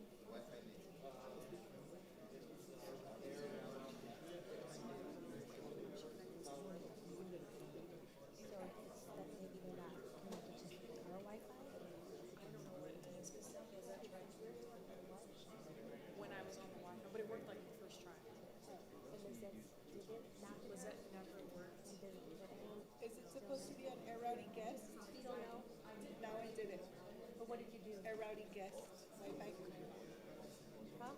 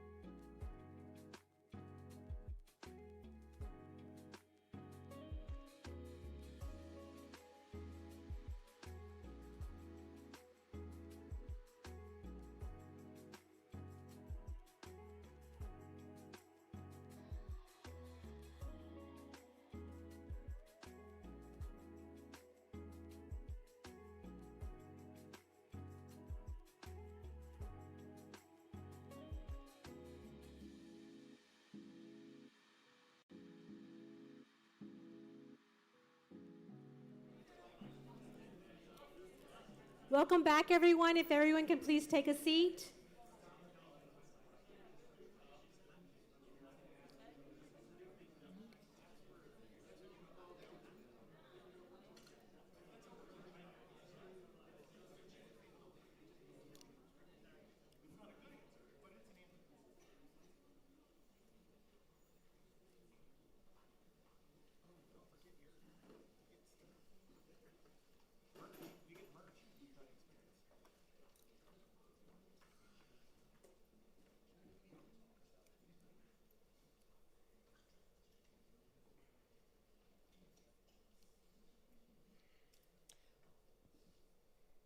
Welcome back, everyone. Now, before we proceed with announcing our winners, we are excited to welcome to the stage a former Draper winning team, Mito Robotics, represented by Bing Lee. This chat will be moderated by Amanda Brown, Associate Director of Strategic Initiatives for the School of Data Science. Please help me welcome them both to the stage.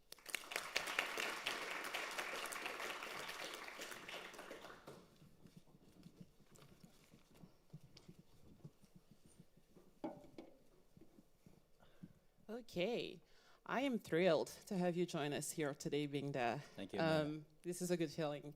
So before we get into the nitty-gritty of it all, tell us a little bit about Mito Robotics and how you got started, because from what I recall, it all happened on a Saturday night when you were stuck in a lab. Yep. And the rest is history. Yeah.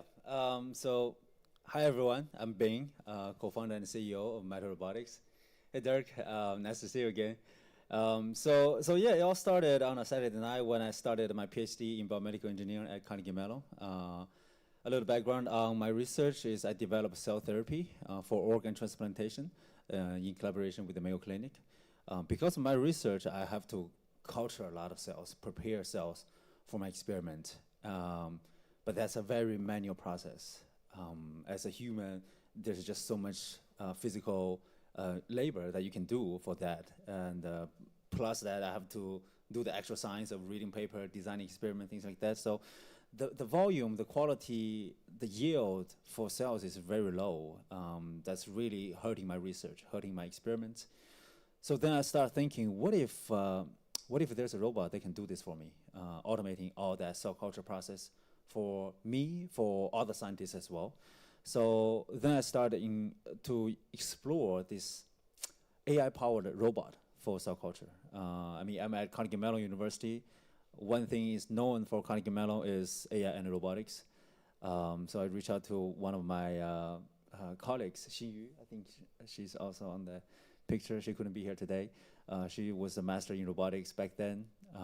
And since then, we started to team up to develop this robot for accelerating life science by automating that cell culture part for scientists. Okay, so you start working on this prototype. How does the whole participation in Draper comes into play? Yeah, so you know, we were in this competition 2 years ago with just ideas, and we were fortunate enough to receive the second place and 20,000 from that, and that started everything. So after that, we had some funding to prototype, to reach out to more customers, you know, have money to travel, to visit customers, to visit different conferences, and which really opened up the mind for all of us and opened up that research field. So now we have more opportunity to talk with the customers, opportunity to present ourselves, and that actually accelerated a lot in terms of our development. And then right after the competition, I reached out to Tim. Tim Draper, thank you, Amanda, for making the connection. And he replied, he was like, send me your deck. I sent him my deck, it was trash. He didn't respond.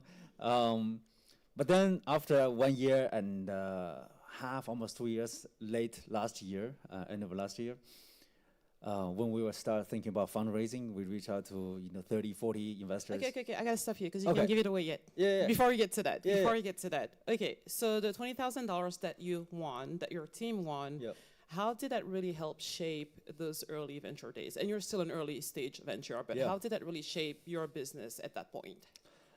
So first of all, because we are building a robot, so it's very capital intense.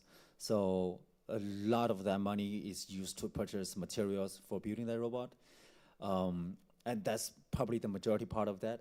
And another majority part of that was spent on patenting. So that's one advantage that we as a company has is the patent is owned by us, not by the university, because we used our own money from the competition to apply the IP.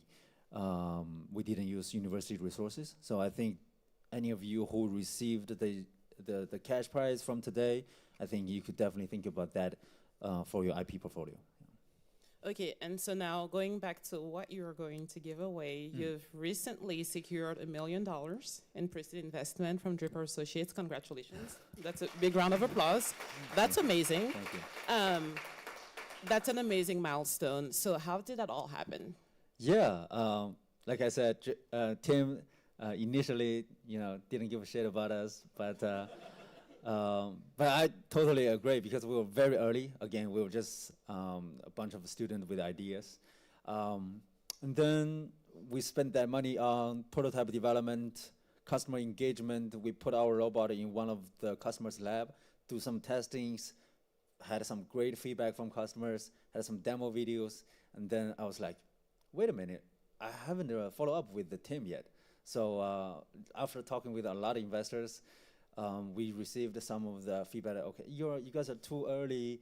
You guys are not ready for the market, things like that. But then I reached out to Tim again, sent him my updated deck. He was like, okay, let's chat. Then we got on a Zoom meeting, Tim himself, and along with some of his colleagues. Then we had that one meeting, just one meeting. After a week or so, his colleague sent out, okay, I got some money for you guys. So that's actually, when the investors are really, I would say, interested, or if they trust you, it doesn't take that long, to be honest, because before when you're reaching out to the wrong investors, it takes a long time to convince them what you are building, who you are, on your vision. But with the right investor, with true visionary investors, the minute they see your deck, the minute they were like, okay, this actually have a future, so maybe I want to put some money onto that. It's, I'm not saying that we can make it absolutely like 100% that create that vision that we build, but now we have a great opportunities and a much higher chance of making that happen, thanks to Draper. Yeah. So a few takeaways from what you just said. We all know that the journey to entrepreneurship is not easy. There's bumps on the road, and it's not so linear. So to what you just spoke about and the perseverance of it all, after so many no's and reaching out to Tim again, and finally a yes, and a yes that comes with funding. Yeah. That's amazing. What do you think were the secret ingredients to make that happen? Aside from being perseverant, what else do you think contributed to that? I think, one thing I think is the most important for all the entrepreneurs is storytelling, because, to be honest, no one cares what you're doing. No one. No matter how important you think your idea is to the world, to the society, to the humanity, no one cares. But if you can make them feel that emotion that you're feeling, then they can start to care. So if you tell your story that the audience can relate to, and I see a lot of the technology from today, a lot of them, the audience can truly feel it as well. I felt it. I think that's another part, other than the hard work, is how can you tell the right story to the right audience, to the right investor, to help them understand what you're doing. It's not the information you deliver, it's the information that they receive. And if they're receiving the right information, the right vision that they also align with, then you will have a much higher chance of convincing people, whether it's investor or customers, because the minute you stay on this stage or other stage, you become a salesperson. You sell your ideas, you sell your vision, you sell your technology. So you have the perseverance, you have the storytelling aspect. Now, you talked about completing your PhD. I think in a few months you'll be done with it.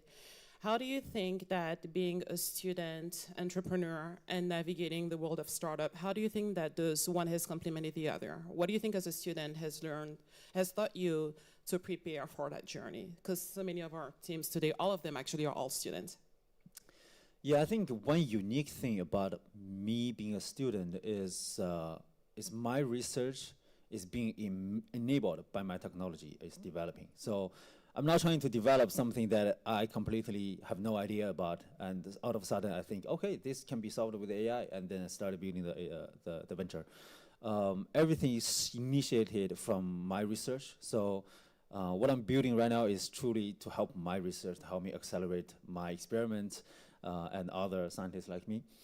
So me being a PhD candidate at Carnegie Mellon is helping me do more customer engagement as well, because all the labs around me, all my colleagues are my potential customers as well. My department is my potential customers. So I'm really working alongside with them to show them what I'm building from the scratch and to show them that this thing could really happen, because 2 years ago, nobody believed, because the robot that we built is bigger than the fridge that anyone has in the home, and it's much more costly than your dream car.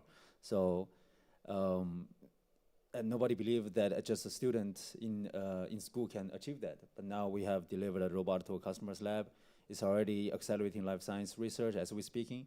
And so I think that creates a good image for some of my colleagues to believe, okay, he really made it. Maybe I want a robot from him, I don't know, but hopefully. So I think that's a very mutual beneficial type of thing for my study, for my research as a PhD student, and then also my company. Yeah. And to that point, this venture idea arose from your own studies and from the fact that you needed something to simplify all of the time and effort that you're putting in the lab. And you've told me that you've landed a contract with Carnegie Mellon. Can you talk about that, or is that okay? Yeah, so they have purchased some prototype from us, but we are doing some testings. We are doing some research, and if everything goes well, we will potentially land that contract with him. I mean, with one of this VP or like director of Carnegie Mellon. But yeah, still a lot to do. Still a lot is cooking, but the future is pretty exciting for us right now. Yeah. So Okay, and I know we're almost at time, so before we wrap up, what is one major unanticipated challenge that happened that you were not expecting when you started this whole venture journey? Unexpected challenge. Well, I think you need to be very wise on choosing the people working alongside with you. So, you know, in the early stage, I mean, we're still very early, but initially you will have a lot of colleagues around you and the teammates, but not every teammates want the same thing as you are. So you want to make sure that you align your vision and also the legal parts with the teammates as well. You need to make sure that they understand what they are getting out of this journey, because you need to manage the expectations. Another thing is about other than the storytelling is expectation management is huge, whether it's with the investor or a customer, but also with your teammate as well. So choosing the right teammate is, one of the most important thing to me so far. And it was one of the unexpected challenges, because I did have some issues that some of the teammates are not expecting the things that we would expecting. So there was some kind of a miscommunication. So created a little bit issue, but everything resolved. But that's the one thing that I want to say about the unexpected challenge. As you're saying that, I'm literally thinking, I don't know about you guys, when my mom would say, be careful of the company you keep, that's literally what's coming to mind as you're saying this. Looking ahead, what's happening with Mito? What should we expect from you guys? Yeah. Hopefully, by the end of this year, we will be finishing the full robot. Right now, we have some prototypes. We'll also be at one of the largest summit called the Robotic Summit in Boston in 2 weeks. We have a booth. If anyone happen to be there, would love to connect. And yeah, by the end of this year, hopefully we will also land some more contracts. We have some very promising leads. So right now we're working on that. Do the sales workshop, and yeah, that's pretty much it for the near future. Okay, so since we're at time, one final piece of advice you have for all of our student teams today. Yeah, don't make this your last pitch competition. Just continue pitching, and it will improve like drastically after a few rounds of practice. So think of this as whether you get money out of today's competition or not. I think this is a great opportunity to practice, to learn the feedbacks from the judges, and then receive the feedbacks. Continue to improve your pitch. I think just don't make this to be your last pitch. That's it. Thank you so much, Bing that. And I think on behalf of everybody here, we feel very fortunate to have been part of your journey because we played a very, very tiny, small role, but it's exciting to see all that you've been doing since then. So well done on behalf of everyone. Thank you. While we cannot go into any Q&A at the moment, Bing that will be available during the social hour if anybody would like to connect or ask any questions. Thank you. Thank you.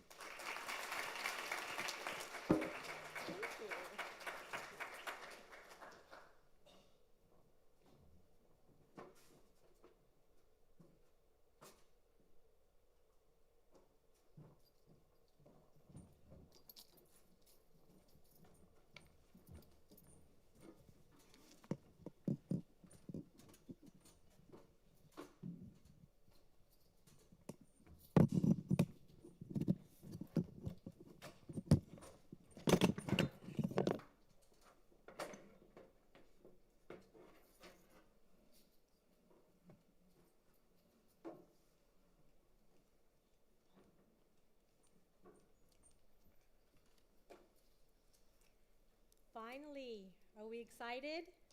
The moment of truth? The moment we've all been waiting for. It's finally time to announce this year's winners. So I'd like to invite the judges to please proceed to the stage. They will assist us in awarding up to $100,000 in prizes.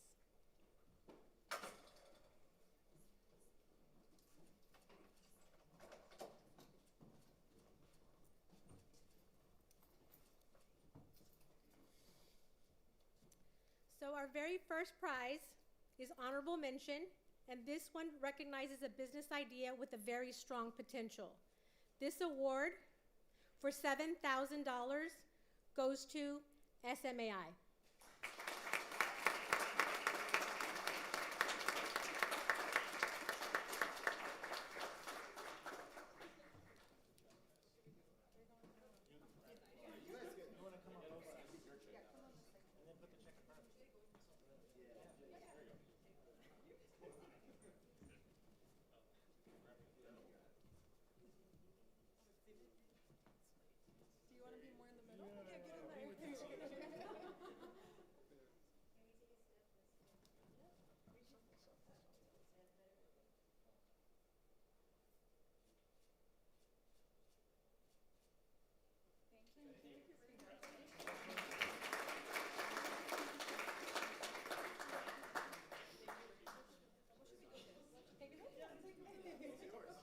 Don't wander around downtown. Next, we will present the most data science driven, which is the most innovative and novel application of data science tools, techniques, and methodologies. This award for $8,000 goes to MedIQ from Rice.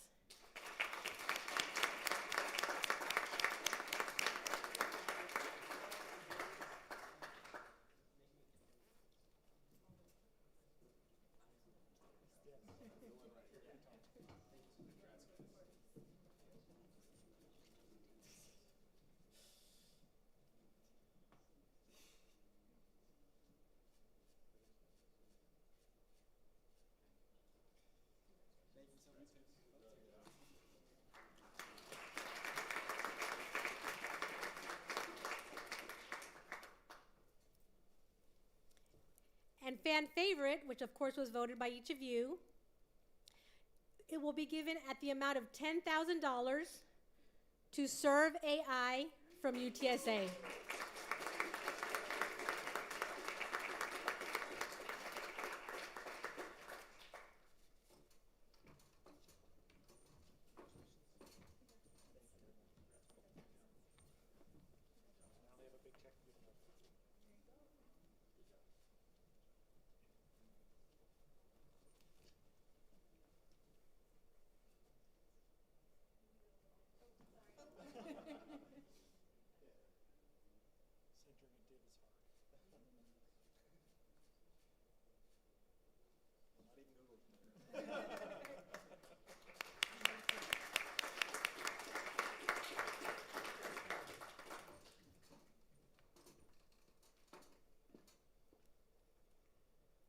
Our third place for $15,000 goes to Perfection AI from Carnegie Mellon.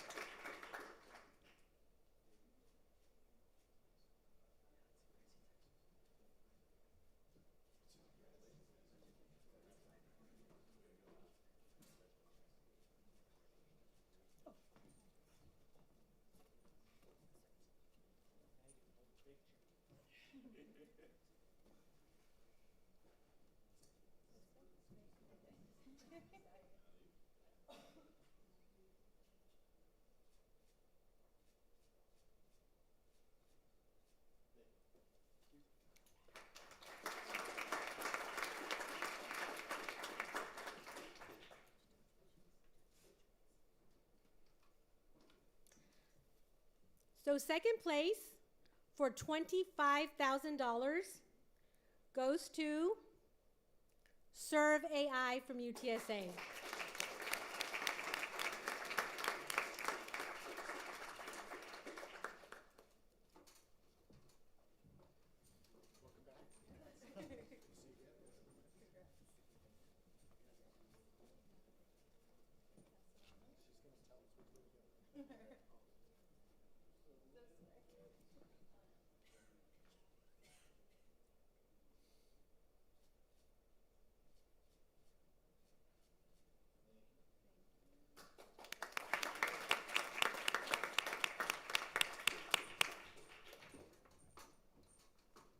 And finally, our first place winners for the Draper 2025 year's competition goes to MedIQ from Rice.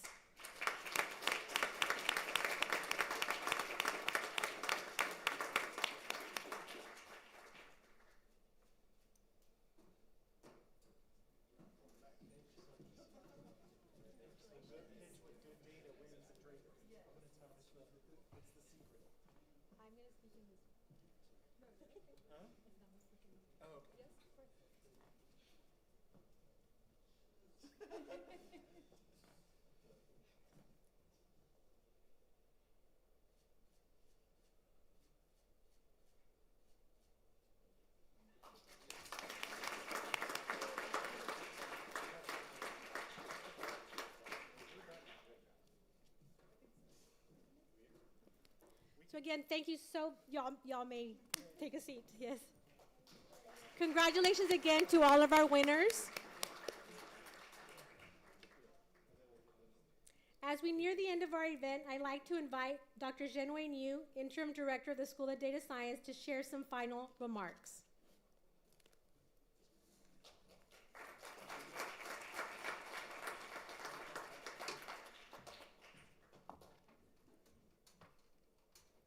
Good afternoon, everyone. Thank you very much for being here. You together make this a very successful event. Thank you and congratulations to all the teams. So this year we welcomed 8 finalist teams from Canada, Mexico, across Texas, and beyond. It really highlights the growing international reach and the reputation of this event. So we are deeply grateful to Team and Melissa Draper, whose generosity continues to drive the next generation of innovators. Thank you. And also I would like to thank every faculty member, staff member, and the judges, the mentors. and everyone who make to make this event possible and successful. So your continued support as well as inspiration to our students are critical. We really appreciate that. And this year, I know we have 8 teams make to the final competition. Not only is like they demonstrated incredible technical skills, but also the efforts they put in and the creativity they demonstrated is like really, really awesome. So I also want to say this competition reflects our university's deep commitment to fostering innovation, not just because our team, 2 teams of UTSA won different awards, but it really is like we want to always at UTSA to promote interdisciplinary collaboration and a real-world impact. And I think every team has done a fantastic job. So finally, I would like to acknowledge that whether you are placed today or not, that you should know this is just one step in a much bigger journey, the start of it for many of you. And then the story from the Metro Robotics, you have seen their success, right? Takes time to really grow the product as well as the ideas. So this story is very powerful reminder that with vision, persistence, and support, anything is possible. So we are incredibly proud of all of you and excited to see where your journeys lead. Thank you, and have a good night.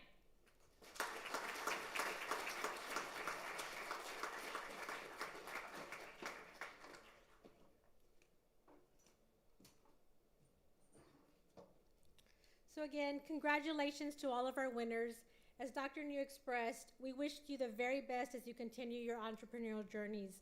All of us at the UTSA School of Data Science feel very privileged to support your endeavors and are excited to see the impact that each and every one of you make in your industries and your communities. To all the wonderful families that are out there joining us virtually, we thank you so much for being part of our special day. We know that each and every one of our competitors truly appreciates your support even from afar. So finally, I'd like to invite everyone to our celebratory social hour that'll be hosted in the lobby. We'll have some hors d'oeuvres, refreshments will be served, and we also encourage you to network and mingle with the teams.